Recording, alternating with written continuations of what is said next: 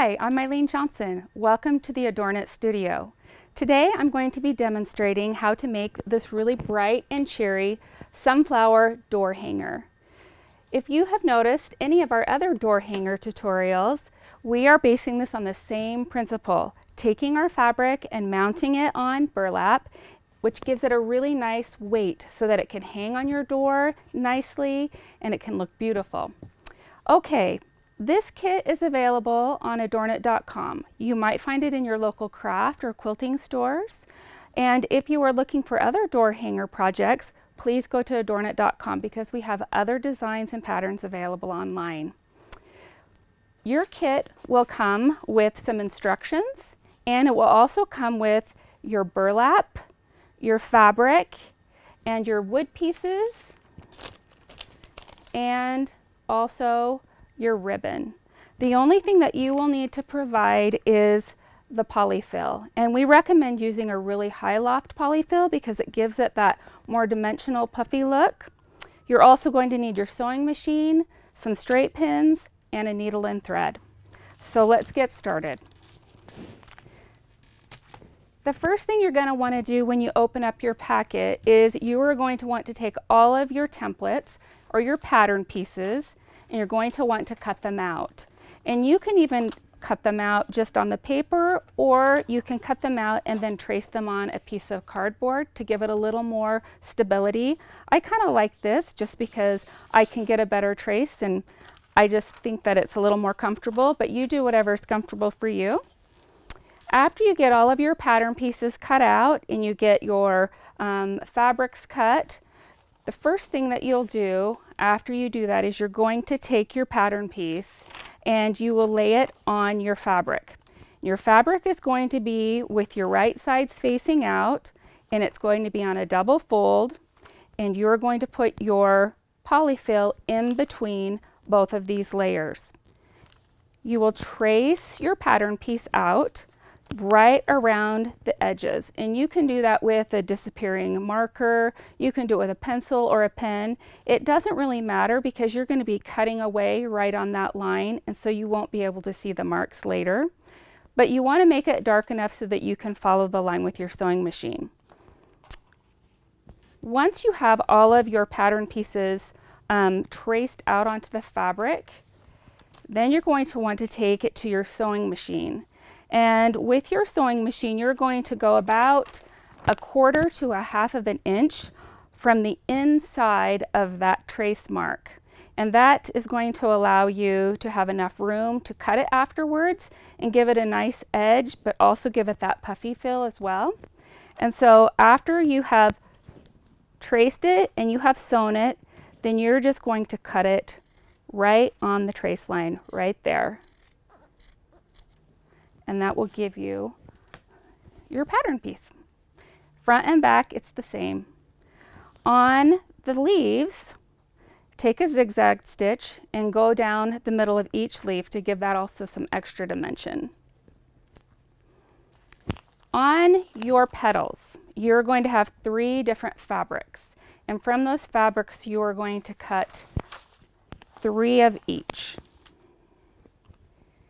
After you have gone to your sewing machine and you have sewn on the inside of the trace line and then cut it out, you're going to want to take a needle and a thread, and you will gather it just here along the bottom edge till this measures about 3 1/4 inches from here to here.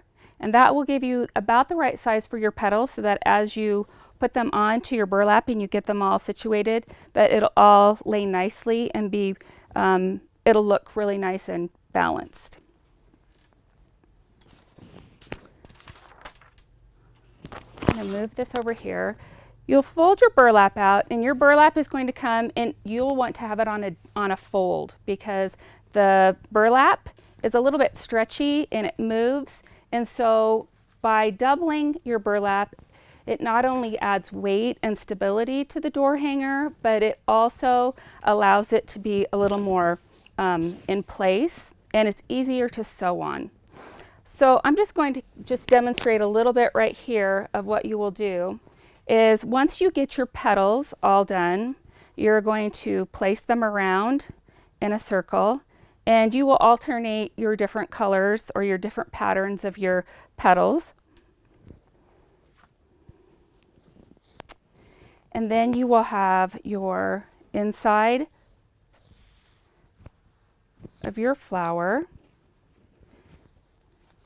And at this point, you're going to want to take your petals as you've gathered them, and you're going to want to put them in place like this.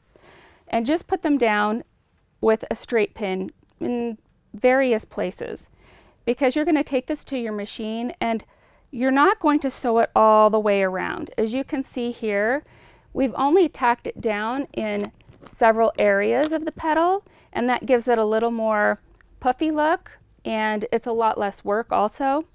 So you can use a bar tack on your machine, you can just use a simple stitch, whatever, a zigzag, whatever works for you to be able to tack down your pieces and have it stay nicely onto the burlap. Now on the bottom here, on these petals, you want to keep them opening here because you're going to put your stem on there.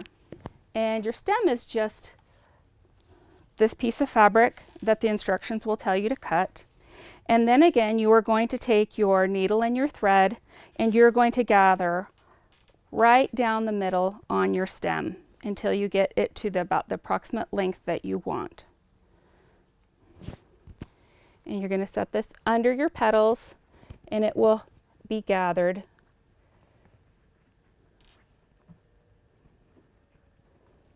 And then once you have that on there, I just went ahead and sewed right down the middle of that, going over that gather stitch and then adhering it right onto the burlap.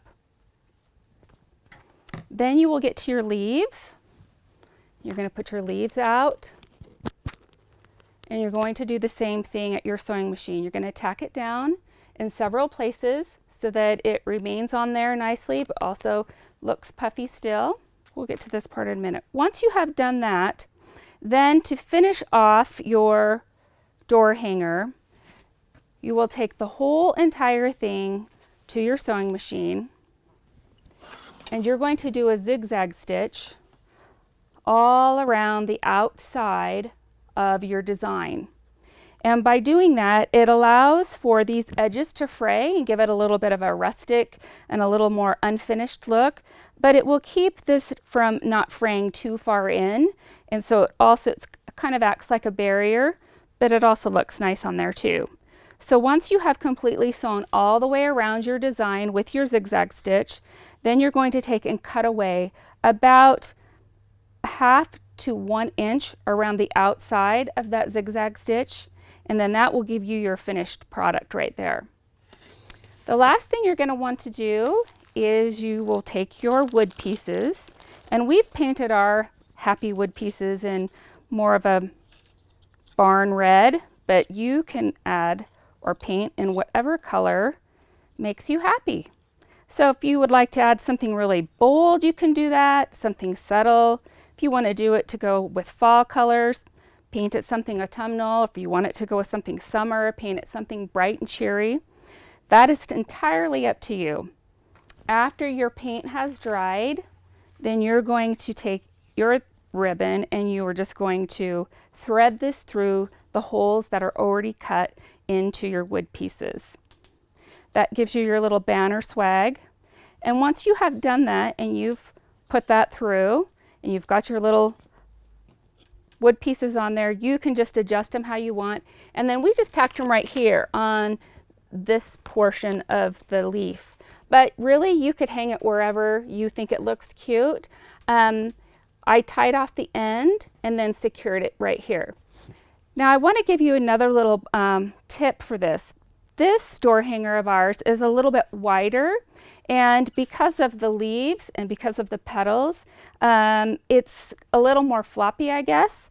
And so what we did on the back of here was I just simply took a coat hanger and I stitched it onto the back, and I could hang with this coat hanger, and it gave it a little more stability there to hang on my door. But you don't have to do that. You can just take some wire and thread it through the burlap. It's really nice. This burlap has those little holes in it, so that's easy to do. Or you can actually take, if you have some leftover ribbon or any of your leftover fabric, and you can just sew on a little tie or a loop on the back of your door hanger and hang it that way. So I hope you've enjoyed this tutorial. It's really not a hard project. If you can sew a straight line and a zigzag, it works great. Also, another thing I did want to point out on your center is that on our center, we've just taken a couple of bar tacks and we've tacked that down to also give the center of that sunflower a little more dimension as well.